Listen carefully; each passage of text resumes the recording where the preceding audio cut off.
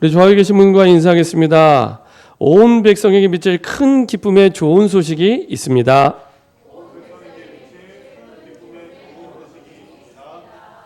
우리 한번 더 인사드리겠습니다. 그리스도께서 이 땅에 오셨습니다. 우리 한 번 더 인사드리겠습니다. 나를 위해 오셨습니다. 예, 나를 위해 오셨습니다. 자, 하늘 보좌를 버리시고 가장 낮은 곳으로 사실은 나 때문에 내가 뭐라고 나를 위해 하나님이 이 땅에 오셨습니다. 크리스마스가 되면은 기억나는 청년이 있습니다. 이 청년은 크리스마스 때 교회를 처음 와본 청년이었습니다. 그래서 친구 따라 크리스마스 예배 때 온 거예요.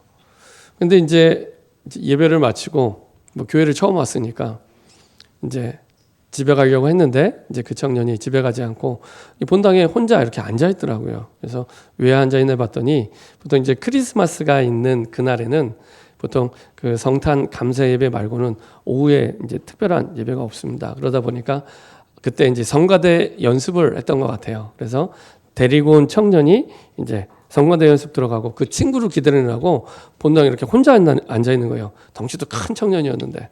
그래서 그 청년을 바라보면서 드는 생각이 하나님이 저 청년 때문에 이 땅에 오셨구나. 하나님의 구원 계획이 있겠구나. 이런 생각이 들더라고요. 그래서 그 청년한테 가서 이제 복음을 전해줬습니다. 그 예수님이 이 땅에 오신 날인데 너 때문에 온 것 같다. 너를 위해서 온 것 같다. 하면서 왜 인간이 하나님을 만나야 되는지, 그리고 하나님을 떠나면 어떻게 되는지, 어떻게 하나님을 만날 수 있는지 쭉 얘기해 줬습니다.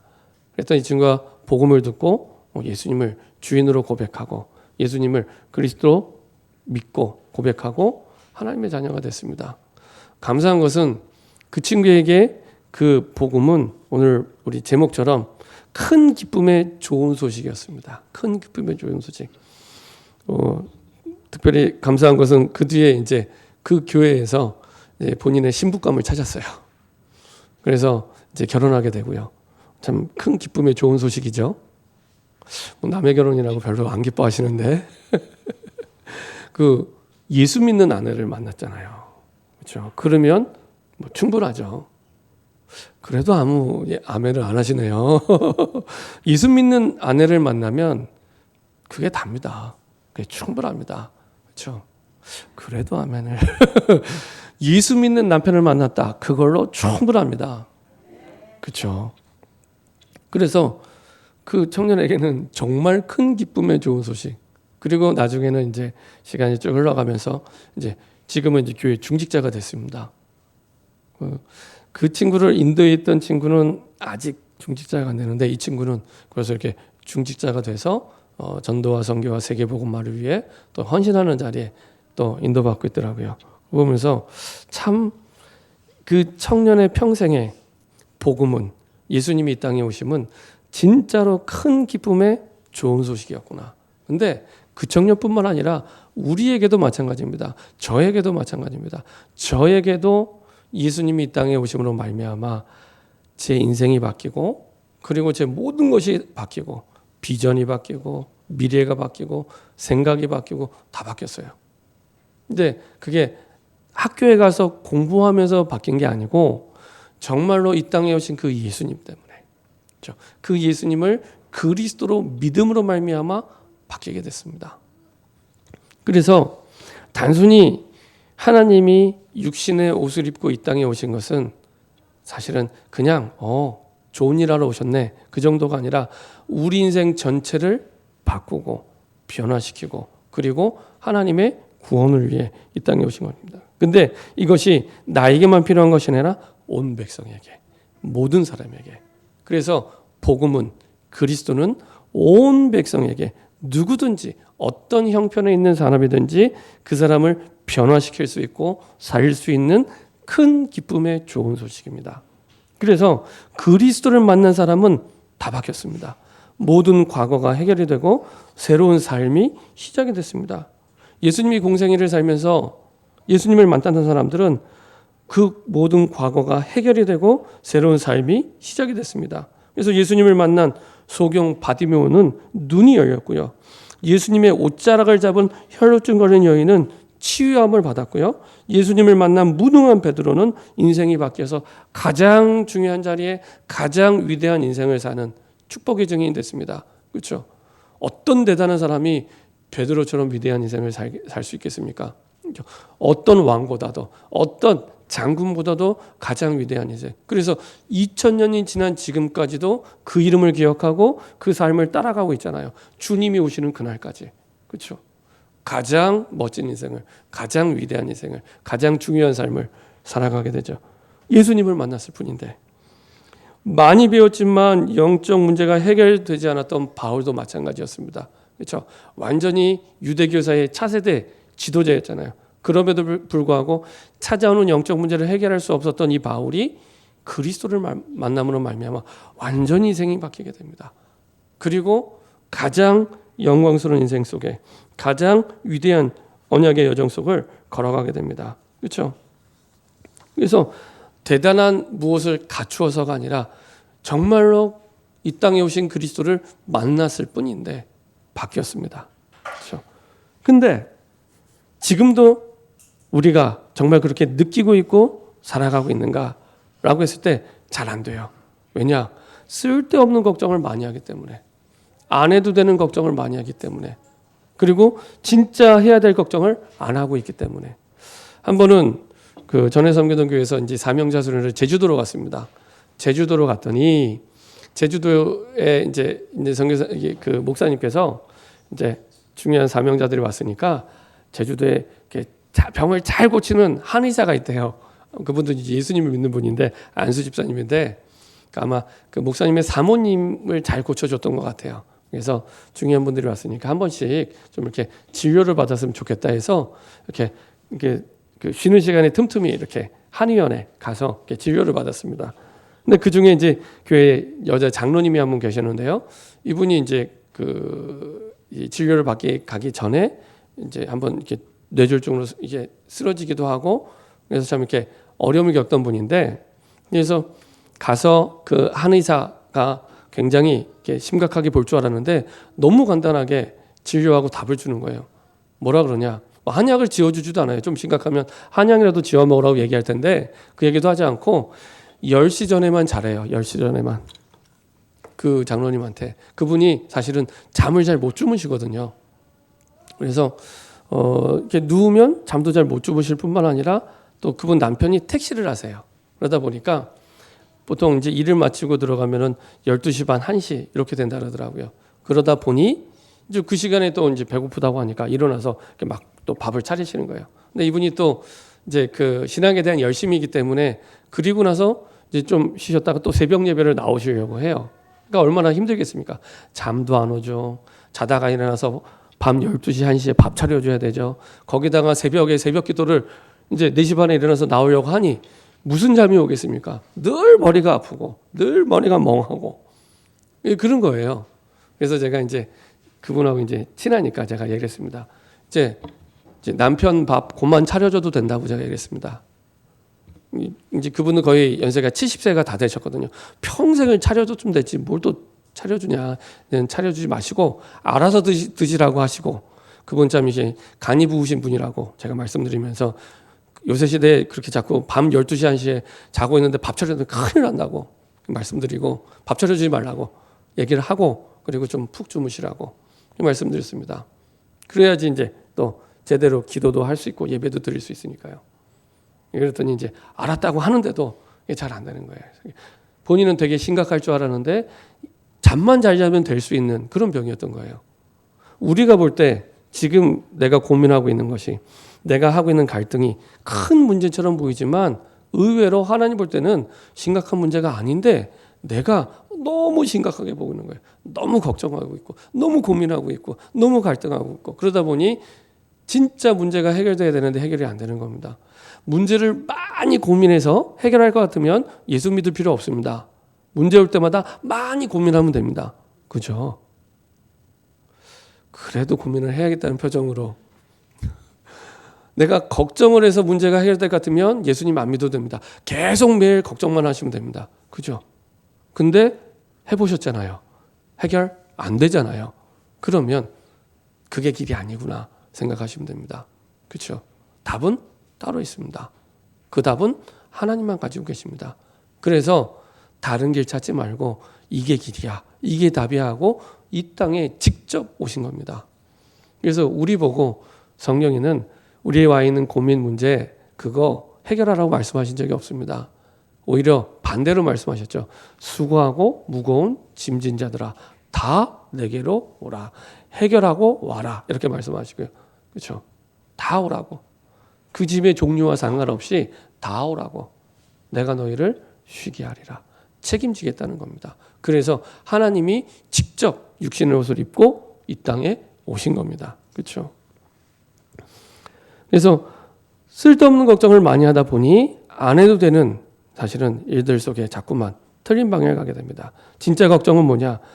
그리스도 안에 있는 우리에게 하나님이 정말 깨닫기 원하시는 게 뭐냐? 그것만 찾으면 됩니다. 그리스도 안에 이미 우리 인생 모든 문제가 십자가에서 끝났기 때문에 십자가에서 우리의 모든 질고, 고통, 저주, 재앙, 죄의 문제, 하나님 떠난 문제 다 끝내셨기 때문에 이 상황을 허락하신 하나님의 뜻이 뭐냐? 그것만 질문하시면 됩니다. 문제가 아니라 이 상황을 허락하신 하나님의 뜻이 뭐냐? 그렇죠? 우리 자꾸 하나님이 문제를 주신 것처럼 오해를 해요. 그렇죠? 하나님이 문제를 주신 게 아니라 하나님의 더 좋은 답을 두고 그 상황을 허락하신 것이지 문제가 아닙니다. 물론 현실적으로 보면은 문제죠. 근데 본질은 문제가 아니라 그 상황 속에 하나님의 항상 예비된 하나님의 뜻이 있습니다. 그게 본질입니다. 그래서 하나님의 뜻을 구하면 그때부터 말씀이 다르게 들리기 시작합니다. 똑같이 예배를 드리고 똑같이 말씀을 듣는데 그 말씀이 다르게 들려요. 중요한 건 그 말씀이 마음에 담기고 인도받는 그때부터 하나님이 우리에게 허락하신 능력을 확인하게 됩니다. 내 열심으로 막 능력을 갖추는 게 아니라 하나님의 능력을 확인하게 되고 체험하게 됩니다. 순서가 그렇습니다. 하나님의 뜻. 반드시 지난주에 말씀드린 대로 하나님의 항상 더 좋은 뜻이 반드시 있습니다. 100% 아니라 300% 있습니다. 그렇죠? 있습니다. 요셉이 애굽에 갈 때 하나님이 그냥 보낸 게 아니죠. 너 한번 외국에 나가서 고생해봐라. 이렇게 보낸 거 아니잖아요.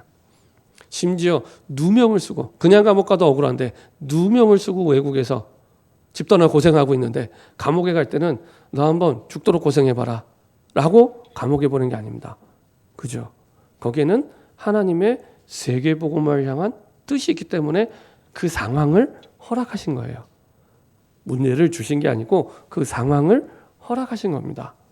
그죠? 성경 속에 중요하게 응답받은 사람들은 똑같은 흐름 속에 있습니다. 모세도, 그렇죠? 사무엘도, 다윗도, 바울도, 베드로도 그리스도 안에 하나님은 부르셔서 그 상황을 통해 하나님의 뜻을 깨닫게 하시고 그리고 하나님의 언약, 말씀이 하나님이 원하는 방향으로 들리기 시작하고 그리고 그 속에서 그 뜻을 이루기 위해 이거는 내 뜻이면 내가 몸부림쳐야 되는데 하나님의 뜻이기 때문에 하나님이 능력으로 역사하기 시작합니다. 그렇죠? 이게 하나님의 뜻과 언약과 능력이 쭉 이어서 따라오기 시작합니다. 그때 깨닫게 됩니다. 아, 이거는 문제가 아니었구나. 문제가 아니라 하나님 우리에게 더 좋은 답을 주시려는 상황이지 문제가 아니었구나. 이렇게 오해된 부분이 이해되기 시작합니다. 자, 왜 그럴까요? 첫 번째로 영원전부터 영원까지 인간은 스스로 답을 찾을 수가 없습니다. 스스로 답을 찾을 수가 없습니다. 그래서 하나님이 항상 미리 그 답을 말씀으로 주시죠. 오늘 보았던 이 누가복음 2장에 예수님이 이 땅에 육신의 옷을 입고 오신 이 사건도 사실은 우리에게 답이 없기 때문에 답을 찾으라고 말씀하지 않으셨고 직접 하나님 당신이 답으로 길로 오신 겁니다. 그래서 구약의 계속 말씀이었던 그 말씀을 성취하는, 그렇죠? 인간의 가장 큰 문제는 우리에게 와 있는 현실 문제가 아니라 죄로부터 오는 운명과 피할 수 없는 운명과 재앙의 문제. 그래서 마가복음 10장 45절 대속의 주님으로 완전히 우리 죄의 문제를 끝내주셨죠. 우리 한번 말씀 확인해 보도록 하겠습니다. 마가복음 10장입니다. 마가복음 10장 45절입니다.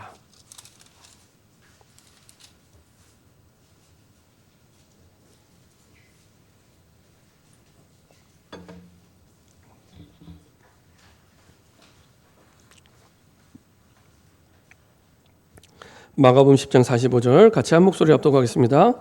인자가 온 곳은 섬김을 받으려 함이 아니라 도리어 섬기려 하고 자기 목숨을 많은 사람의 대속물로 주려 함이니라.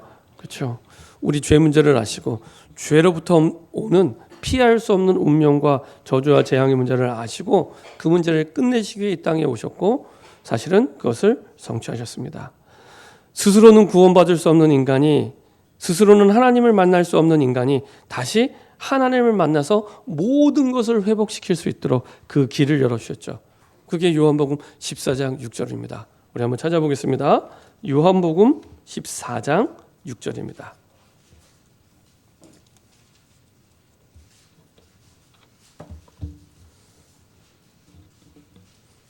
예수님이 잡히시기 얼마 남지 않은 기간에 예수님이 말씀하신 거죠.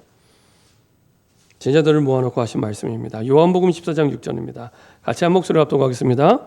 예수께서 이르시되 내가 곧 길이요 진리요 생명이니 나로 말미암지 않고는 아버지께로 올 자가 없느니라. 그렇죠. 다른 길이 없습니다. 유일한 길, 유일한 진리, 유일한 생명으로. 그래서 예수님을 믿을 때 어떻게 믿으면 되냐? 유일한 길, 이 길밖에 없구나. 이렇게 믿으시면 잘 믿으시는 겁니다. 유일한 진리, 이거밖에 진리 없구나. 이렇게 믿으시면 됩니다. 그리고 유일한 생명, 생명사일 수 있는 그 길은 이 길밖에 없구나. 이렇게 믿으시면 됩니다.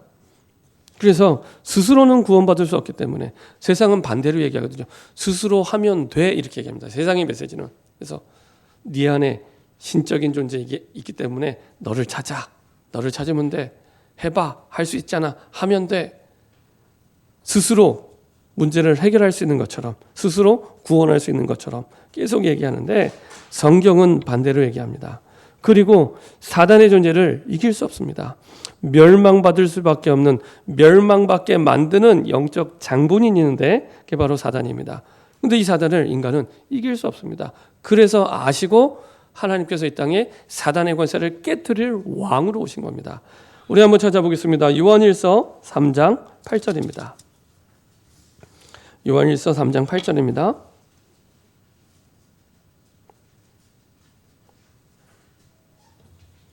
요한일서 3장 8절입니다. 같이 한 목소리 합독하겠습니다. 죄를 짓는 자는 마귀에게 속하나니 마귀는 처음부터 범죄함이라. 하나님의 아들이 나타나신 것은 마귀의 일을 멸하려 하심이라. 아멘. 그렇죠. 죄를 짓는 자는 마귀에 속하니, 이 사람이 나빠서 죄를 짓는 게 아니라 이 사람이 나쁘게 망하도록 그 배경에 죄를 짓게 만드는 장본이 있다는 겁니다. 그게 사탄, 마귀죠. 근데 우리는 자꾸만 사람을 미워하잖아요. 사람이 잘못하면 사람을 미워하잖아요. 그 사람의 영적 배경과 영적 상태와 그 사람을 그렇게 만드는 사단의 존재가 있는 것을 안 믿는 거예요. 그러다 보니까 사람을 미워하게 되고 사람을 오해하게 되고, 중요한 건 그 사람을 살릴 수 없습니다. 그렇죠?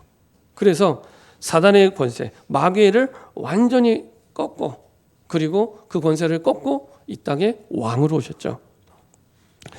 그래서 처음부터 약속하신 창세기 3장 15절, 하나님을 떠나자마자 다시 회복의 길을 약속하신 그 언약대로 여자의 후손으로 오셨고요.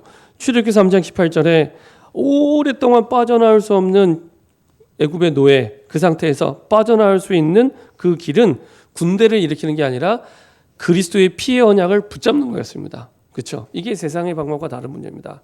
세상에서는 전쟁이 일어나면 군대를 일으켜야 되는데 그게 아니라 피 언약을 가지고, 그래서 430년 동안 누구도 어떤 왕도 할 수 없었던 그 출애굽의 역사와 응답을 보게 하시죠. 그리고 드디어 예수님 태어나기 700년 전에 이사야 7장 14절에 또 이사야가 이제 예언을 합니다. 처녀가 잉태하여 아들을 낳으리니 그 이름을 임마누엘이라 하리라. 그 이름을 임마누엘이라 하리라. 그래서 예수님이 이 땅에 오셔서 우리와 함께 하실 것을 약속해 주셨고 그 약속대로 그 언약이 성취된 날이 오늘입니다. 자, 마태복음 1장을 한번 보도록 하겠습니다. 마태복음 1장 21절부터 23절입니다. 마태복음 1장 21절부터 23절입니다.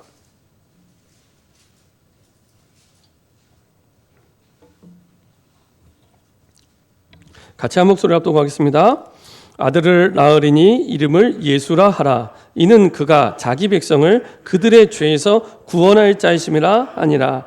이 모든 일이 된 것은 주께서 선지자로 하신 말씀을 이루려 하심이냐. 이르시되 보라 처녀가 잉태하여 아들을 낳을 것이요 그의 이름은 임마누엘이라 하리라 하셨으니 이를 번역한즉 하나님이 우리와 함께 하시다 함이라. 하나님이 우리와 함께 하신다는 그 약속을 진짜 이루시기 위해 직접 이 땅에 오신 거예요. 그날이 오늘입니다. 그래서 함께 하시겠다고 약속하신 그 언약이 성취된 날, 그날이 오늘입니다. 그래서 2000년 전에 오셔서 우리가 해결할 수 없는 이 중대한 인생의 근본적인 문제를 완전히 끝내신 겁니다. 열심히 살면 해결될 줄 알았는데 열심히 살아도 해결되지 않았던, 성공을 하면은 행복할 줄 알았는데 성공을 해도 허무했던 많은 문제들, 그 문제를 해결하기 위해 이 땅에 오신 거죠. 사실은 하나님 떠난 문제는 영적 문제입니다. 영적 문제는 말은 영적으로 영혼의 문제가 왔기 때문에 육신의 노력으로 해결할 수 없는 겁니다. 아무리 애써도, 아무리 힘써도, 아무리 노력해도, 아무리 열심히 살아도, 아무리 착하게 살아도, 아무리 성공해도, 아무리 능력해도, 아무리 책을 많이 읽어도 해결할 수 없는 문제가 있는데 그게 영적 문제란 겁니다. 그 영적 문제를 완전히 끝내신 그분이 직접 오신 거죠. 그래서 어떻게 해결하셨냐? 예수 그리스도를 믿음으로 해결하신 겁니다. 이 땅에 오신 그 예수님을 그리스도로 믿을 때, 그리스도 믿을 때 오늘 봤던 이 제목대로 내 인생에 미칠 큰 기쁨의 좋은 소식이 되는 겁니다. 그렇죠? 내 인생을 완전히 뒤집고 바꿀 큰 기쁨의 좋은 소식이 그때 되는 겁니다. 예수님을 진짜 그리스도로 믿을 때, 그때 우리 안에 성령이 내주하게 되시고 그때부터는 내가 내 인생의 주인이 아니라 하나님이 우리 인생의 주인 돼서 우리를 이끌어가죠. 그 전까지는 내가 주인 돼서 내가 애를 써야 되고 내가 몸부림쳐야 되는데 그게 아니라 하나님이 우리 인생의 주인이 돼서 모든 걸 이끌어 가시고 인도하십니다. 이게요 얼마나 어마어마하냐. 문제가 오면은 보는 눈과 생각과 마음이 다 달라지는 겁니다. 그렇죠? 다 달라지는 겁니다. 주인이 바뀌었잖아요. 그러면 내 인생에 와 있는 모든 문제도 내게 아닙니다. 주인 겁니다. 주인 거. 주인이 해결해야지 내가 해결하는 게 아닙니다. 그죠? 이렇게 바뀌게 되는 겁니다. 작은 부분인 것 같은. 난 그냥 예수님을 그리스도로 믿고 내 인생의 주인으로 받아들였을 뿐인데 그때부터 내 모든 문제는 죽을 때까지 내게 아니라니까요. 내가 책임질 일이 아닙니다. 내가 해결할 수도 없습니다. 내 인생의 주인 대신 하나님이 해결해야 될 문제. 그렇죠? 완전히 바뀌게 되는 겁니다. 그래서 우리에게 정말로 큰 기쁨의 좋은 소식으로 이 하나님의 축복이 완성된 날. 그래서 지상 최고의 날. 그렇죠? 이게요. 나뿐만 아니라 이 지구상에 사는 모든 백성, 온 백성에게 미칠 가장 좋은 큰 기쁨의 좋은 소식입니다. 그래서 영어 성경에 보니까요. 더 확실하게 표현했더라고요. The greatest. 이렇게 되니까 가장 위대한 소식. 가장 위대한 소식. 어떤 소식이요? 그리스도가 이 땅에 오셨다는 소식이 가장 위대한 소식. 그렇죠? 어떤 답도 온 인류를 살릴 답은 없습니다. 그리스도 말고는 없습니다. 그래서 오늘 봤던 이 누가복음 2장에 보면은 이렇게 말씀하고 있죠. 누가복음 2장 11절에 그 큰 기쁨의 좋은 소식이 뭐냐? 오늘 다윗의 동네에 너희를 위하여 구주가 나셨으니 구원자가 나셨으니 곧 그리스도 주시니라. 그렇죠? 곧 그리스도 주시냐. 이게 이 그리스도가 온 백성에게 미칠 큰 기쁨의 좋은 소식이라는 거예요. 그래서 내가 이 그리스도를 믿을 때 그때부터 나에게 그리스도는 더 이상 그냥 그리스도가 아니라 가장 큰 기쁨의 좋은 소식이 됩니다. 어떤 문제를 만나도 어떤 상황에서도 그렇죠? 이렇게 바뀌게 되는 겁니다. 그럼 지금 우리와 함께 하시는 그리스도께서 무엇을 하고 계십니까? 오늘 누가복음 2장 1절부터 14절에 말씀의 흐름을 보면은 잘 나타나 있습니다. 정확한 말씀을 지금도 이루고 계십니다. 모든 것을 언약 중심으로, 말씀 중심으로 이렇게. 그래서 예수님이 어느 날 우연히 이 땅에 오신 게 아니라 예수님이 이 땅의 구원자로 그리스도 오신 것조차도 이미 구약에 예언된 대로 그 언약의 흐름 따라 쭉 왔죠. 말씀 따라. 근데 이게 우리가 이 당시 현실로 들어가서 보면은 그냥 가이사 아구스도가 이때 로마의 황제죠. 가이사 아구스도가 아우구스투스라는 그 황제가 명령을 내려서 천하로 다 호적하라 하였으니 그 말은 인구 조사하기 위해서 고향에 가서 다 그 호적을 확인하라는 겁니다. 그래서 자기가 난 고향으로 다 가야 되는 거예요. 그냥 황제가 명을 내린 인구 조사예요. 이 당시 현실 돌아가면은 그냥 지금 황제가 명을 내려서 인구 조사하고 있구나 이겁니다. 근데 보세요. 그래서 이 호적은 구레노가 수리아 총독이 되었을 때 처음 한 것이라 모든 사람이 호적하러 각각 고향으로 다 돌아갑니다. 그때 이제 요셉입니다. 4절에 요셉도 다윗의 집 족속이므로, 그냥 다윗의 집 족속이라고 써놓은 게 아니라 요셉이 다윗의 후손이라는 걸 얘기합니다. 근데 그리스도로 구원자가 이 땅에 오실 건데 누구 후손으로 온다 그랬죠? 다윗의 후손. 그렇죠? 그래서 표시가 되는 겁니다. 어쩌다가 다윗의 후손이 아니라 언약대로 지금 움직여지고 있다는 겁니다. 요셉도 다윗의 집 족속이므로 갈릴리 나사렛 동네에서, 지금 이제 요셉 있던 동네는 갈릴리 나사렛 동네예요. 여기서 어디로 가냐? 유대를 향하여 베들레헴으로. 왜 가요? 하나님의 언약이 거기서 태어난다고 말씀하셨기 때문에 베들레헴으로 가는 겁니다. 그래서 베들레헴으로. 베들레헴은 다윗의 동네로. 그렇죠? 계속 지금 언약의 흐름 따라 된 것을 계속 말하고 있는 겁니다. 다윗의 동네로. 그 약혼한 마리아와 함께 호적하러. 사실은 이때 당시에 문화를 보면 인구조사 호적을 바꾸러 가는데 부인은 안 가도 돼요. 이 마리아는 안 가도 돼요. 부인 될 사람은. 요셉만 가도 됩니다. 근데 같이 가죠. 왜냐?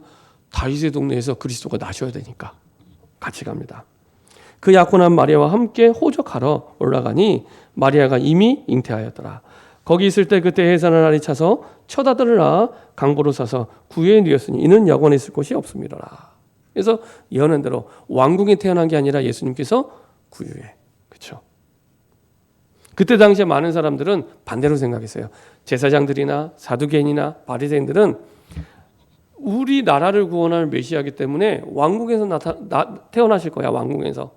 이렇게 생각을 했는데 그 모든 사람의 생각을 뒤집는 구유에서 태어나게 되죠. 그리고 8절에 그 지역의 목자들이, 그 지역이 어느 지역이에요? 베들레헴. 그렇죠? 딴 지역이면 안 돼요. 베들레헴이어야 됩니다. 그래서 그 지역의 목자들이 밤에 밖에서 자기 양떼를 지키더니 이렇게 얘기합니다. 모든 게 현실로 보면은 그냥 호적 조사하러 가는 것 같은데 하나님 볼 때는 그게 아닙니다. 모든 것이 구약에 예언된 대로 쭉 말씀의 흐름을 따라 말씀 성취해. 근데 요셉만 이러냐? 아니요. 지금도 마찬가지입니다. 내가 우연히 직장을 다니고 우연히 지금 다니는 학교를 다니고 어쩌다가 내가 분당에 살고 어쩌다가 용인에 살고 광주에 살고 그게 아닙니다. 우리가 볼 땐, 세상 사람들이 볼 땐, 현실을 볼 때는 그냥 황제가 호적조사해서 살아가는 것처럼 그렇게 살아가는 것처럼 보이지만 하나님 볼 때는 지금 언약의 흐름 따라 그 지역에, 그 학교에, 그 직장에 있게 하신 겁니다. 아무도 아멘을 안 하시는데요. 그렇죠? 그 지역에 말씀의 흐름을 따라. 그래서 말씀을 붙잡을 때 답이 보이기 시작하는 겁니다. 그 흐름 속에 있기 때문에. 그 흐름 속으로 들어가기 때문에. 자, 그리고 하나님은 이 어마어마한, 사실은 이 사건이 그 시대뿐만 아니라 모든 사람을 살리는 사건이었기 때문에 우리에게도 이 축복이 있는 거예요. 그 응답의 주인공으로 나를 불러주신 거예요. 그래서 오늘 봤던 말씀에 천사가 이르되 무서워하지 말라 보라 내가 온 백성에게 미칠 큰 기쁨의 좋은 소식을 너희에게 전하라. 나에게 주시는 거예요. 나에게. 오늘 다윗의 응대 너희를 위하여, 하나님을 위하여가 아닙니다. 너희를 위하여 구주가 나셨으니 곧 그리스도 주시니라.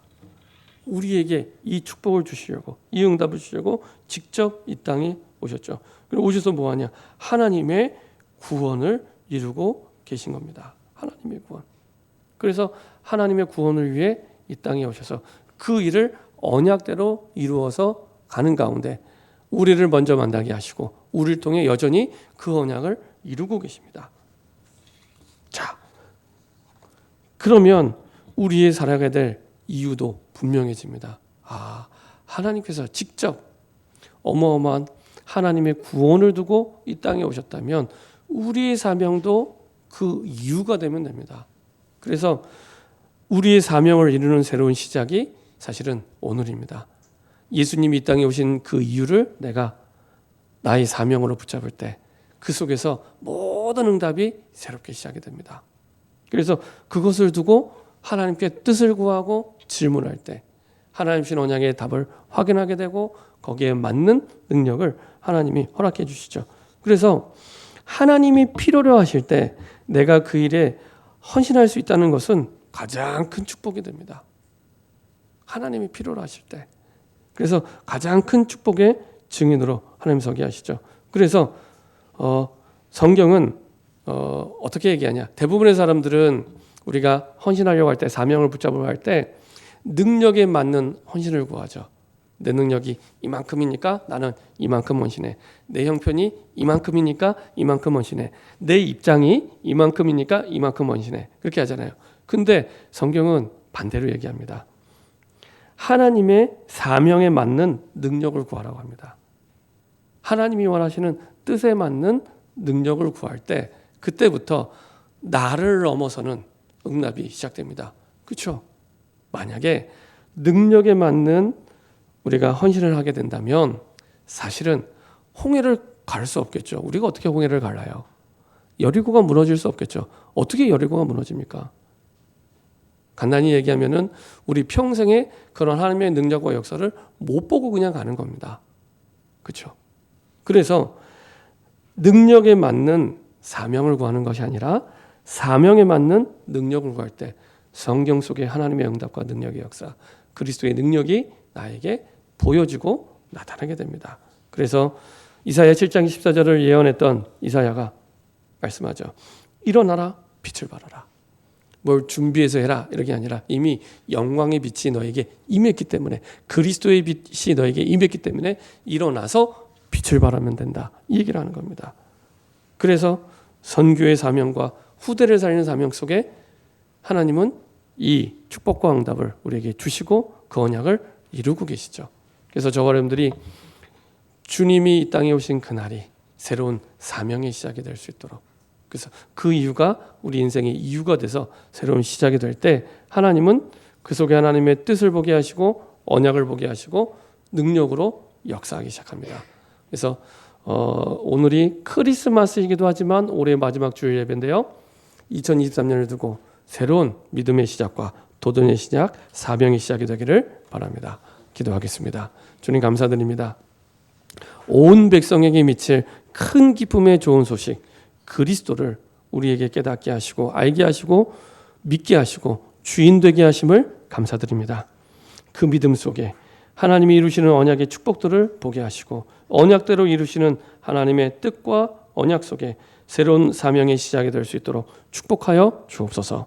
감사드리며 주 예수 그리스도의 이름으로 기도합니다. 아멘.